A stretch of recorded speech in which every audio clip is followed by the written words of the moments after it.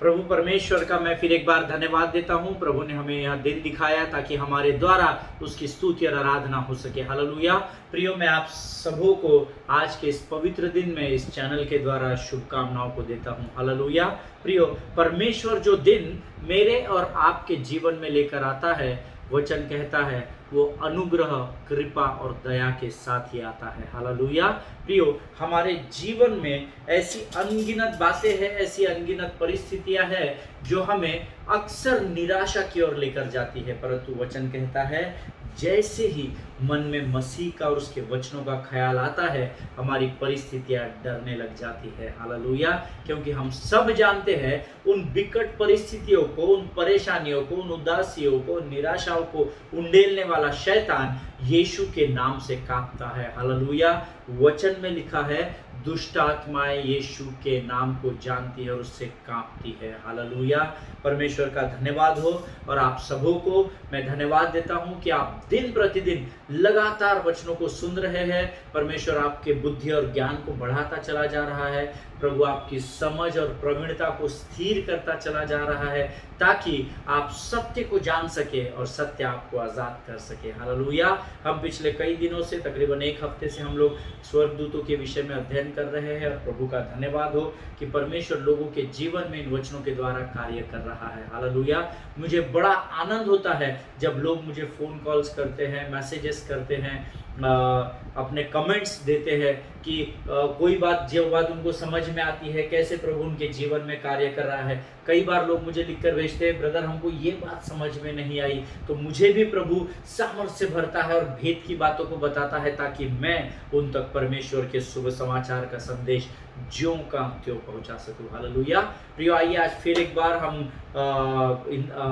इसी अध्ययन में जाएंगे और स्वर्गदूतों के विषय में और गहरी बातों को परमेश्वर हमारे मध्य में लेकर आया है, उसे हम सीखने का प्रयत्न करेंगे। तो क्यों ना प्रियो, इस समय हम अपने आप को नम्र और दीन करें और प्रभु के सामने हम प्रार्थना करें। आमीन। आइए इस समय हम दुआ करेंगे। खुदावंद प्रभु यीशु नासरी के नाम से तेरे सामने अपने सिरों को झुकाते हैं राजा, अपने आप को नम्र और दीन करते हैं, क्योंकि तेरा वचन कहता है धन्य है वह मनुष्य जो परीक्षा में स्थिर रहता है। तू हमें सिखाता है प्रभु, जो नम्र है वे पृथ्वी पर अधिकार करेंगे और जो दीन है वे स्वर्ग के वारिस होने पाएंगे। प्रभु जी, हम धन्यवाद देते हैं आज का यह दिन तो हमारे जीवन में नए विश्वास, नई उमंगों के साथ लेकर आए। इस समय हम अपने आप को, अपने शरीर, प्राणात्मा और बुद्धि को तुझे समर्पित करते हैं। पवित्र आत्मा, हम तेरा स्वागत करते हैं, अपने जीवन में तुझे आमंत्रित करते हैं, तुझे इन्वाइट करते हैं। प्रभु तू आर हमारे ऊपर अपने नियंत्रण को ले। शैतान के हर एक युक्ति योजनाओं को यीशु के नाम से हम नरक लोक के अग्निकुंड में ढकेलते हैं राजा, और उस लूसीफर को फिर एक बार स्मरण दिलाते हैं कि वो हारा हुआ है और उसका स्थान हमारे पांव के बहुत नीचे पहुंचाया गया है। प्रभु जी, हम तुझे धन्यवाद देते हैं, तूने यीशु के लहू में हमें सुरक्षित रखा है राजा। प्रभु, आगे जब हम तुझसे वचनों को सुनते हैं, हमें समझने के लिए लगने वाली स्वर्ग की बुद्धि और स्वर्ग के ज्ञान से भरकर हमें तैयार कर। सारी बातों में महिमा तुझको देते हैं, आगे के संपूर्ण समय को तुझे समर्पित करते हैं, और इस विनती को धन्यवाद के साथ यीशु नासरी के नाम से मांग के सुन और कबूल कर। आमीन। हालेलुया। प्रियो, मेरा विश्वास है आपके पवित्र शास्त्र, आपके नोटबुक्स, आपके पेन, पेंसिल, पेपर, सब कुछ आपने साथ में रखा है। हालेलुया। क्योंकि जब हम वचनों को लिखते हैं ना, तो हमारी स्मरण शक्ति को प्रभु और बढ़ाता है। ये मैंने इस कोविड के दौरान सीखा है, जब मैं डायरीज में नोट्स लिखने लगा और लगातार प्रभु की बातों को समझ में भी नहीं आ रहा है, पर अगर प्रभु बोल रहा है लिखो, तो मैं फटाफट लिख रहा था। बाद में जब मैं उन वचनों को देखता हूँ जो प्रभु ने मुझे लिखने के लिए कहा है, मेरे सर के ऊपर से चला जाता है, कुछ भी नहीं समझ में आता है। हालेलुया। लेकिन जब मैं पवित्र शास्त्र और प्रभु का दिया हुआ वचन लेकर जब दोनों के साथ अध्ययन को बैठता हूं, तो प्रभु कठिन कठिन बातों को उंडेलता चला जाता है। हालेलुया। और हम पिछले कई महीनों से लगातार, मुझे लगता है इस 27 मार्च को, नेक्स्ट मंथ में हमें पूरा 1 साल हो जाएगा, और 365 सरमन्स हमारे 365 दिन में प्रभु पूरे करेगा, ऐसा मेरा विश्वास है। हालेलुया। ये मैं यहाँ कोई Guinness book of world record बनाने के लिए नहीं कर रहा हूँ प्रियो, पर मैं इसलिए कर रहा हूँ क्योंकि प्रभु ने मुझे वो आज्ञा दी है। हालेलुया। और मैं आप सबों को धन्यवाद देता हूँ कि आप ट्रिमेंडस रिस्पॉन्स के द्वारा वचनों के प्रति गंभीर है और लगातार मुझसे टच में है। इसका मुझे बहुत आनंद है। हालेलुया। यीशु मसीह के नाम से मैं आप सबों को सलाम करता हूं। कल हमने कुछ पॉइंट्स देखे थे जिसके विषय में कल हमने अध्ययन किया था।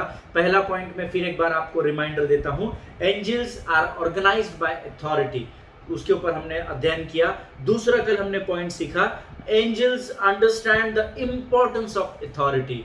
जो स्वर्गदूत है वो अपने अधिकार के, जो अधिकारी उनको अधिकार देता है, उसको, उसके महत्व को समझते हैं। नंबर 3 हमने कल देखा था, angels exercise the authority in history through people. Hallelujah. लोगों के द्वारा होकर, इतिहास में हमने यहां सीखा है पवित्र शास्त्र में कि स्वर्गदूत लोगों से होकर कार्य करते हैं। हालेलुया।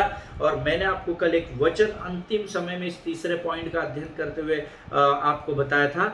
पहला यूहन्ना उसका 4 अध्याय और उसका पहला वचन कल हमने अध्ययन किया था। हे प्रियो, हर एक आत्मा की प्रतीति न करो, वरन आत्माओं को परखो कि वो परमेश्वर की ओर से है कि नहीं है। हालेलुया। और ये जो हमारा तीसरा पॉइंट है, angels exercise the authority in history through people. ये जो पवित्र शास्त्र, जो इतिहास है ना, जो हमें सत्य की बात को बताता है, ये इस बात की गवाही देता है कि इसके समय में पवित्र शास्त्र ने एंजल्स को लोगों के द्वारा काम करते हुए हमें सिखाया है कई बार, जिसका उदाहरण आज हम देखेंगे। और मैं चाहता हूं आप सब अपने पवित्र शास्त्र, ये पवित्र शास्त्र को निकालेंगे और पवित्र शास्त्र से हम आज एक विषय का अध्ययन करेंगे। डैनियल नबी की किताब, उसका 10वां अध्याय, उसके 6 और 7 वचन। डैनियल नबी की किताब, उसका 10वां अध्याय, उसके 6 से 7 वचन। और मैं चाहता हूं हम सब लोग इस वचन को निकालेंगे। सिर्फ मेरी ओर ध्यान मत दीजिए, ध्यान तो देना बहुत जरूरी है अगर आप वचनों से प्रेम करते हैं, लेकिन वचनों को पढ़ेंगे तो परमेश्वर स्वयं आपसे बात करेगा। हालेलुया। सो प्रियो, इस समय हम निकालेंगे डैनियल नबी की पुस्तक, the book of Daniel, chapter 10 versus 6 और 7, और हम सब मिलकर इन वचनों को पढ़ेंगे। वचन कहता है, उसका शरीर फिरोजा के समान, उसका मुख बिजली के समान, उसकी आंखें जलते हुए दीपक की सी, उसकी बाहें और पांव चमकाए हुए पीतल के से, और उसके वचनों का शब्द भीड़ों के शब्द का सा था। हालेलुया। भीड़ का मतलब होता है एक जगह 100 लोग, 500 लोग, 1000 लोग, 10,000 लोग। भीड़ों का मतलब होता है या ऐसे कितने सारे ग्रुप्स जहां पे लाख लाख, फॉर एग्जाम्पल 10,000 पकड़िया, 10,000 के 10 ग्रुप को भीड़ों का सा शब्द। विचार कीजिए, इमेजिन कीजिए, 10 लोग अगर हम एक ग्रुप में खड़े हैं और सब 10 लोग एक साथ बात कर रहे हैं तो हमारा दिमाग काम करना बंद कर देता है। परंतु वचन कहता है, डैनियल के सामने जो स्वर्गदूत आया उसका शब्द भीड़ों के नहीं था। हालेलुया। भीड़ों का सा शब्द था, ऐसा वचन कहता है। आमेन। प्रियो, इसका 7वां वचन आगे कहता है, उसको केवल मुझ डैनियल ही ने देखा और मेरे संगी मनुष्यों को उसका कुछ भी दर्शन न हुआ, परंतु वे बहुत ही थरथराने लगे और छिपने के लिए भाग गए। हालेलुया। इसका अर्थ है कि डैनियल को तो स्वप्न या दर्शन में दिख रहा था, जो 6वें अध्याय में लिखा हुआ है, फिरोजा के समान शरीर, मुख की बिजली के, उसका मुख बिजली के समान, उसकी आंखें जलती हुई दीपक सी, उसकी बाहें और उसके पांव चमकाए हुए पीतल के से। ये सब सिर्फ डैनियल को दिख रहा था दर्शन में, लेकिन डैनियल अकेला नहीं था, क्योंकि 7वां वचन कहता है, उसको केवल मुझ डैनियल ही ने देखा और मेरे संगी मनुष्यों को उसका कुछ भी दर्शन न हुआ, लेकिन फिर भी वो थरथराने लगे, जो इस बात का स्पष्ट प्रमाण देता है कि भीड़ों का सा वचन, उन्हें शब्द उन्होंने सुने। आमेन। लेकिन वो इधर उधर देख रहे थे, उनको कोई शायद दिख नहीं रहा होगा। That is what I was imagining. वो मैं सोच रहा था जब मैं इस पर अध्ययन कर रहा था कि डैनियल के तो सामने आया स्वर्गदूत और उसका पूरा वर्णन जो यहाँ 6वें वचन में दिया है, डैनियल खुली आंखों से देख रहा है, इन लोगों को कुछ दिखाई नहीं दे रहा है, लेकिन वो जो भीड़ों का सा शब्द आ रहा था वहां से उस स्वर्गदूत के द्वारा, वो ये संगी साथियों को, मनुष्यों को सुनाई आ रहा होगा। इसीलिए 7वां वचन इस बात को प्रमाणित करता है, वे बहुत ही थरथराने लगे और छिपने के लिए भाग गए। भाई, जब दिख ही नहीं रहा तो भागेंगे क्यों और छिपेंगे क्यों? इसका अर्थ है वो दिख रहा था और सुनाई दे रहा था डैनियल को, और वो बिना देखे उसका भीड़ों का सा शब्द बाकी संगी साथियों को सुनाई दे रहा था। हालेलुया। उसके आगे हम वचन पढ़ेंगे, डैनियल नबी की पुस्तक उसका 10वां अध्याय उसके 8 और 9 वचन। अभी हमने 6 और 7 पढ़ा, अभी हम पढ़ेंगे 8 और 9 वचन। 8 और 9 वचन कहता है, तब मैं अकेला रहकर यह अद्भुत दर्शन देखता रहा, इससे मेरा बल जाता रहा, मैं भयातुर हो गया और मुझ में कुछ भी बल न रहा। 9वां वचन, तो भी मैंने उस पुरुष के वचनों का शब्द सुना, और जब वह मुझे सुनाई पड़ा तब मैं मुंह के बल गिर गया और गहरी नींद में भूमि पर औंधे मुंह पड़ा रहा। हालेलुया।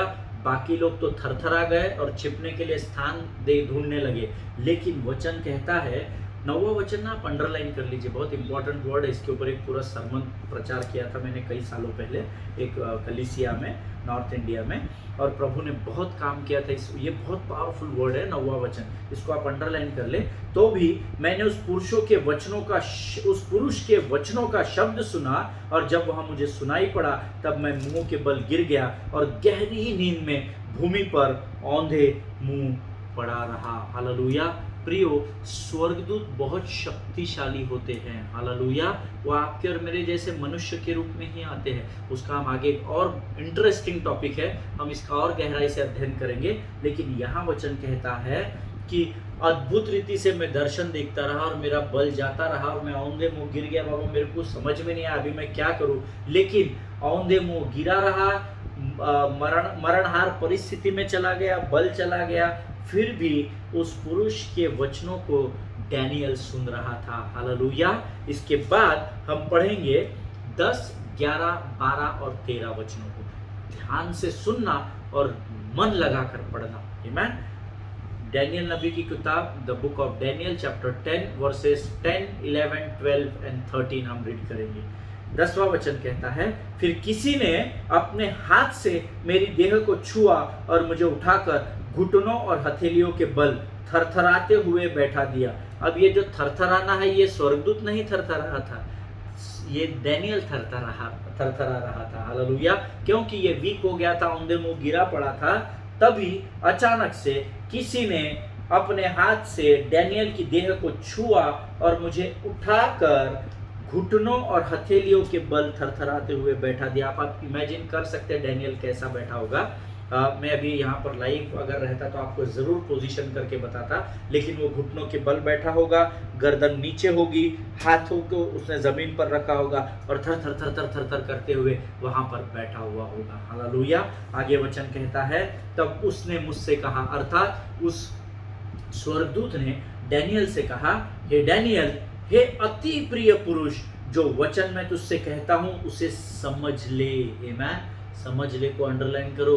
जो वचन मैं आपसे कह रहा हूँ उसे समझ ले, क्योंकि डैनियल को स्वर्गदूत परमेश्वर के अधिकार में होकर समझा रहा था, और यहाँ मैं पवित्र आत्मा के अधिकार में होकर आपको समझा रहा हूँ। हालेलुया। जिसके सुनने के कान हो वो इसको सुन ले और समझ ले। हालेलुया। वचन कहता है, हे डैनियल, हे अति प्रिय पुरुष, जो वचन मैं तुझसे कहता हूं उसे समझ ले और सीधा खड़ा हो, क्योंकि मैं अभी तेरे पास भेजा गया हूं। जब उसने मुझसे यह वचन कहा तब मैं खड़ा तो हो गया, परंतु थरथराता रहा। हालेलुया। खड़ा आदमी तभी हो सकता है जब उसमें बल और सामर्थ होती है। हालेलुया। भले ही वो कपकपा रहा था, थरथरा रहा था, एक्सक्यूज मी, लेकिन वचन स्वयं गवाही देता है, जब स्वर्गदूत ने उसे छुआ तो खातरी से उसमें बल आ गया, सामर्थ आ गई, और वचन कहता है तब मैं खड़ा तो हो गया परंतु थरथरा रहा था। आमीन। 12 वचन, फिर उसने मुझसे कहा, हे डैनियल, मत डर, क्योंकि पहले ही दिन, जिस दिन तूने समझने बूझने के लिए मन लगाया और अपने परमेश्वर के सामने अपने को दीन किया, उसी दिन तेरे वचन सुने गए और मैं तेरे वचनों के कारण आ गया हूँ। आमीन। अब ये 12 वचन बहुत ही इंपॉर्टेंट वचन है इस अध्याय का।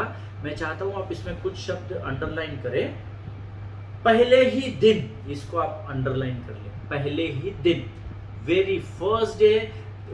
हे Daniel, O Daniel, very first day when you started praying, when you humble yourself और समझने बूझने के लिए मन को लगाया और अपने परमेश्वर के सामने अपने को दीन किया, उसी दिन तेरे वचन सुने गए। अब दो बातें आप इसमें अंडरलाइन करना, पहले ही दिन, इस बात को अंडरलाइन करो, उसके बाद उसी दिन तेरे वचन सुने गए, इसको अंडरलाइन कर लो। अर्थात पहले ही दिन परमेश्वर ने डैनियल की प्रार्थना को सुना और स्वीकार कर लिया। हालेलुया। जिस समय धर्मी अपने आप को प्रभु के सामने नम्र और दीन करता है, उसी समय परमेश्वर उसकी प्रार्थना को सुनता है। हालेलुया। वो ट्रैफिक जाम में, ट्रैफिक सिग्नल में, मोबाइल टावर अटक गया तो आपकी प्रार्थना नहीं पहुंच रही, ऐसा स्वर्ग के राज्य में नहीं होता है। हालेलुया। पहले ही दिन तूने अपने आप को दीन किया और प्रार्थना की, उसी दिन तेरे वचन सुन लिए गए। आमीन। जिनके सुनने के कान हो वो सुन ले। जो प्रभु पर संदेह करते हैं कि प्रभु मेरी प्रार्थना को सुनेगा या नहीं, वो इस बात को इस वचन के द्वारा सीख ले। The moment you pray, God hear your prayers. Hallelujah. जिस दिन आप प्रार्थना करते हैं उसी दिन प्रार्थना सुनी जाती है। आमीन। और तीसरा वचन हम 13 वचन हम देखेंगे। फारस के राज्य का प्रधान 21 दिन तक मेरा सामना किए रहा, परंतु मिकाईल जो मुख्य प्रधानों में से है वह मेरी सहायता के लिए आया, इसीलिए मैं फारस के राजाओं के पास रहा। हालेलुया।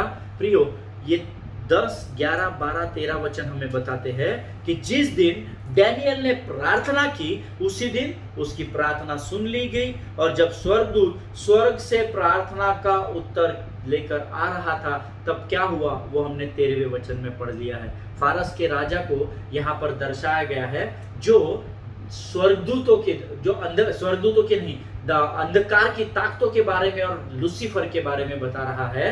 शॉर्ट में यहाँ पर वचन बताता है कि डैनियल, पहले ही दिन मैं तेरी प्रार्थना का उत्तर लेकर जब आ रहा था तो शैतान और उसकी ताकतों ने मुझे दूसरे आकाश में रोक लिया और मैं उनसे लड़ रहा था, लेकिन जब मैं कमजोर पड़ता गया तो 13वां वचन बताता है मिकाईल स्वर्गदूत जो परमेश्वर के दाहिनी ओर खड़ा रहता है, जो लड़वैया कहलाता है, जो युद्ध करने वाला स्वर्गदूत कहलाता है, प्रधान स्वर्गदूत कहलाता है, उसको स्वर्ग से इस स्वर्गदूत की सहायता के लिए परमेश्वर ने भेजा, और मिकाईल ने और उस स्वर्गदूत ने मिलकर उस अंधकार की ताकतों का और लूसीफर का सामना किया।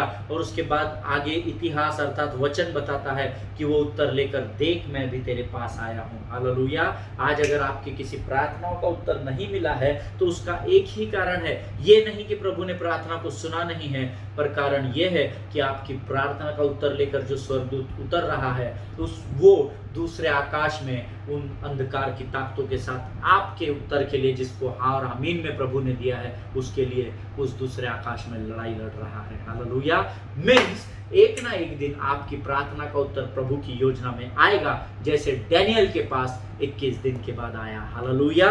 प्रियो, but the most important part of this story is Daniel was continuously praying for 21 days. He was giving thanks to the Lord for continuous 21 days. Amen. उसका उत्तर मिला नहीं तो वो रुक नहीं गया, लगातार 21 दिनों तक वो प्रार्थना और आराधना में और धन्यवाद देने में बना रहा। आप में से कितने लोग हैं जो प्रभु के सामने प्रार्थना करते हैं और उसके बाद लगातार धन्यवाद और आराधना में लगे रहते हैं? जिनके सुनने के कान हो वो सुन ले। अगर आप ऐसा नहीं करते हैं, आज से करना शुरू कीजिए। प्रार्थना कीजिए, धन्यवाद दीजिए, आराधना कीजिए, प्रार्थना कीजिए, धन्यवाद दीजिए, आराधना कीजिए, और परख कर देखिए कि यहोवा कैसे आपके प्रश्न का उत्तर हाँ आमीन में इस पृथ्वी पर देता है। हालेलुया। प्रियो, कलीसिया के साथ एक बहुत बड़ी समस्या यहाँ पे है। जब हमें हमारी प्रार्थना का उत्तर हमारे समय से नहीं मिलता है तो हमें ऐसा लगता है खेल खत्म हो गया, हमारा उत्तर अब आने वाला नहीं है। ये बहुत बड़ी समस्या है कलीसिया के साथ। जब हम प्रार्थना करते हैं और हमें जब प्रार्थना का उत्तर हमारे समय से नहीं मिलता, then we think that God is mean with us, और वी थिंक दैट परमेश्वर शायद उत्तर देना नहीं चाहता। But always remember one thing, Daniel का परमेश्वर ही मेरा और आपका परमेश्वर है। हालेलुया। वो मनुष्यों को देख के, उसके क्वालिफिकेशन को देख के, उसके अभिषेक या उसकी बुलाहट को देखकर बदलता नहीं है। हालेलुया, वो कल, आज और युगानुयुग लगातार एक सा बना रहता है। हालेलुया प्रियो, but you have to hold on in such situations, जब आपकी प्रार्थना का उत्तर नहीं मिल रहा है ना, तो आप मायूस मत होइए, निराश मत होइए, होल्ड ऑन टू इट, है ना, उसको थामे रखिए, because God is working through his angels, so don't get frustrated and upset. Hallelujah, because परमेश्वर उसके स्वर्गदूतों के द्वारा आपके लिए कार्य में लगा हुआ है, इसलिए ना निराश होइए, ना अपने आप को उदासी की ओर ढकलिए, अपसेट मत होइए, चिंता मत कीजिए, don't get worried about things. Amen. हमेशा स्मरण रखिए, जब आप प्रार्थना करते हैं, स्वर्गदूतों को स्वर्ग से आज्ञा दी जाती है और स्वर्गदूत आपके उत्तर को लेकर आते हैं, आ चुके हैं या आने वाले हैं। हालेलुया, लेकिन प्रार्थना का उत्तर जरूर मिलने वाला है। हालेलुया, अगर मैं लाइव होता तो I would have jump up this time, तो मैं इस समय इस बात से आनंदित होकर उछल उठता कि thank you Lord for this revelation, इस प्रकाशन के लिए धन्यवाद प्रभु। आज मैं जिस भी परिस्थिति में हूं, जिस बात का मैं सामना कर रहा हूं या करने वाला हूं आने वाले दिनों में, मेरा पूरा विश्वास है कि तू स्वर्गदूतों को भेज रहा है ताकि वो मेरी सुरक्षा में लगे रहे। हालेलुया प्रियो, हमको हमेशा इस बात को याद रखना है, अब्राहम, याकूब, डैनियल, इसहाक का परमेश्वर ही मेरा और आपका परमेश्वर है। हालेलुया। सो प्रियो, हमने कल से लेकर आज तक 3 पॉइंट्स को सीखा। पहला point, angels are organised by authority.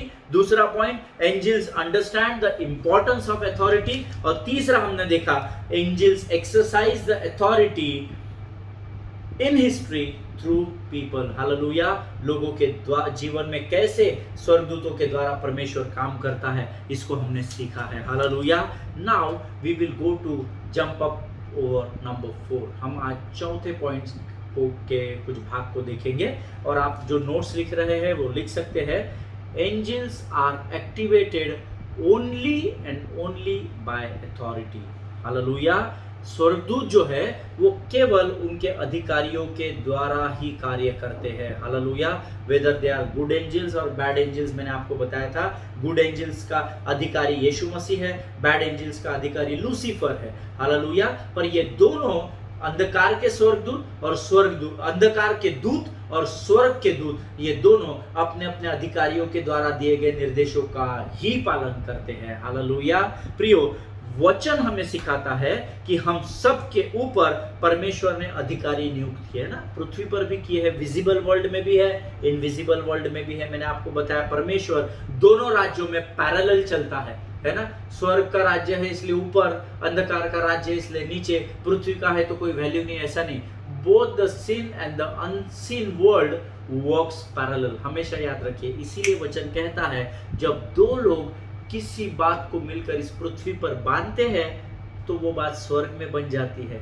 दो लोग किसी बात को एक मन होकर यहाँ पर खोलते हैं तो वो स्वर्ग में खुल जाता है। Hallelujah, that means God is moving in both the world in a parallel level, है ना। एक साथ दोनों राज्य काम कर रहे हैं। हमें जो दिखता है तो हमें समझ में आता है, बट जितना रियल विजिबल वर्ल्ड है उतना ही रियल इनविजिबल वर्ल्ड भी है। आत्मिक संसार भी उतना ही बड़ा सत्य है जितना दिखने वाला या शारीरिक संसार है। हालेलुया प्रियो, वचन यहाँ कहता है परमेश्वर ने हम सबों के ऊपर अधिकारी नियुक्त किए हैं और जरूरी है कि हमको उन अधिकारियों के अधीनता में रहना है। हालेलुया, यहाँ पर विजिबल वर्ल्ड मार खा जाता है। सबको लगता है मैं अधिकारी, मेरे नीचे सेवक रहेंगे, मैं अपने अधिकारी की नहीं सुनूंगा। हालेलुया, लेकिन वचन सिखाता है जरूरी है हम अपने अधिकारियों की अधीनता में बने रहे। आमीन प्रियो, एक वचन मैं पढ़ना चाहता हूं आपके लिए। इनफैक्ट लेटेस्ट आइए हम अपने पवित्र शास्त्र निकालेंगे। पहला कुरिन्थियों उसका 11वां अध्याय उसका 3रा वचन, बहुत अच्छा वचन है, हम सब जानते हैं, कई बार पढ़ चुके हैं। पहला कुरिन्थियों उसका 11 अध्याय उसका 3रा वचन। 1 Corinthians chapter 11 and verse 3 says, परंतु मैं चाहता हूं कि तुम यह जान लो, हर एक पुरुष का सिर कौन है? मसीह है। जितने भाई इस समय मुझे सुन रहे हैं, देख रहे हैं, वो हम सब जानते हैं, अगर आप धर्मी हैं तो हमारा सिर कौन है? हमारा सिर मसीह है। देह का सिर कौन है? कलीसिया का सिर कौन है? मसीह है। आमीन। पुरुष का सिर मसीह है और स्त्री का सिर पुरुष है, और मसीह का सिर परमेश्वर है। हालेलुया। यानी कहीं ना कहीं यीशु मसीह भी अपने पिता की अधीनता में ही होकर कार्य करता है। हालेलुया। प्रियो, अगर इस भेद को हमने सीख लिया तो हमने प्रभु को पा लिया। हालेलुया। हमेशा याद रखे, वचन कहता है कि परमेश्वर यीशु मसीह जो है वो पुरुष का सिर है, और अपने घर का मुखिया कौन है? पति पत्नी का, बच्चों का, पत्नी का, बच्चों का, सबका अधिकार किसको दिया गया है? पुरुष को दिया गया है। इसीलिए वचन यहाँ कहता है कि स्त्री का सिर पुरुष है और मसीह का सिर परमेश्वर है। हालेलुया।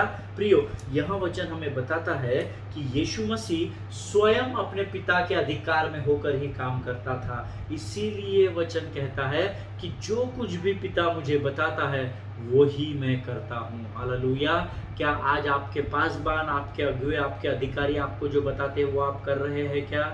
जिनके सुनने के कान हो वो सुन ले और समझ ले कि मैं आपसे किस प्रश्न को पूछ रहा हूँ। आमीन। मेरा पूरा विश्वास है प्रभु की आत्मा इस समय आपको कायल कर रही है।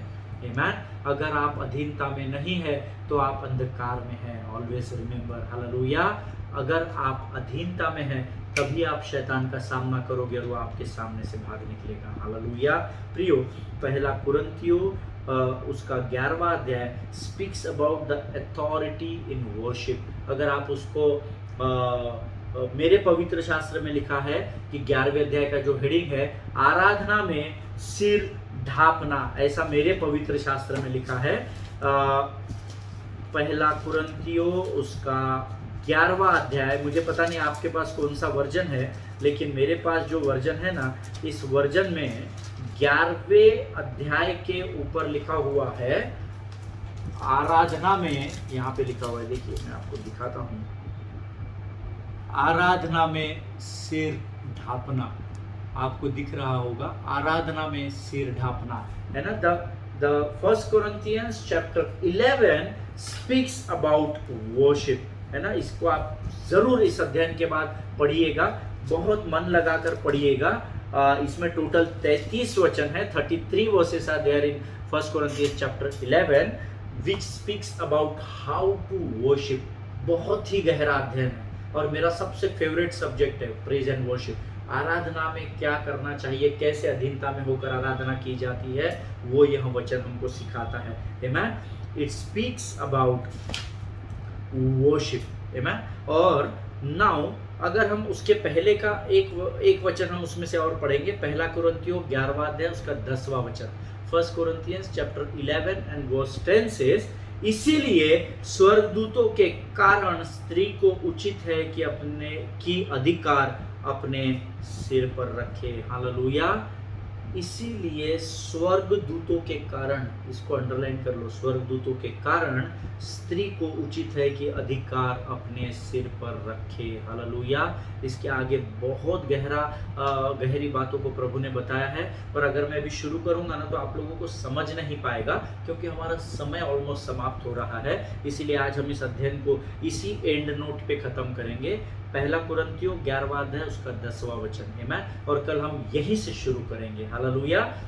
जब तक हम कल इस वचन में आगे नहीं बढ़ते, मैं आपसे विनती करता हूं, पहला कुरिन्थियों 11वां अध्याय जरूर पढ़कर आइएगा, ताकि जब हम कल अध्ययन करें तो आप उस बात को बड़ी आसानी से समझ सके। आराधना जिसने सीख ली, जिसने समझ ली, उसने स्वर्ग में जगह पा ली। आमीन। और मैं तो कहता हूं कि स्वर्ग के सिंहासन के करीब अगर आपको जाकर बैठना है, जहां पर प्रभु स्वयं विराजमान है, उसके करीब बैठकर आपको आराधना करनी है, तो आराधना इस अध्याय में आप जरूर सीख सकते हैं। हालेलुया। जरूर पढ़िएगा पहला कुरिन्थियों उसका 11वां अध्याय। हालेलुया। प्रभु आप सबों को आशीष दे। परमेश्वर आपके जीवन में इन वचनों के द्वारा कार्य कर रहा है, मेरा पूरा विश्वास है, क्योंकि ये बोल वचन नहीं, परंतु ये परमेश्वर का जीवित वचन है। हालेलुया। परमेश्वर आप सबों को आशीष दे। प्रियो, एक दूसरे के लिए प्रार्थना करते रहिए, अपने पासबानों के लिए, उनके परिवारों के लिए जरूर प्रार्थना करें। जिनकी प्रार्थना की विनती आपके पास आती है, उनके लिए थोड़ा सा समय निकाल कर जरूर प्रार्थना करें। आमीन। प्रभु आप सबों को बहुत अच्छे आशीष दे। God bless you all.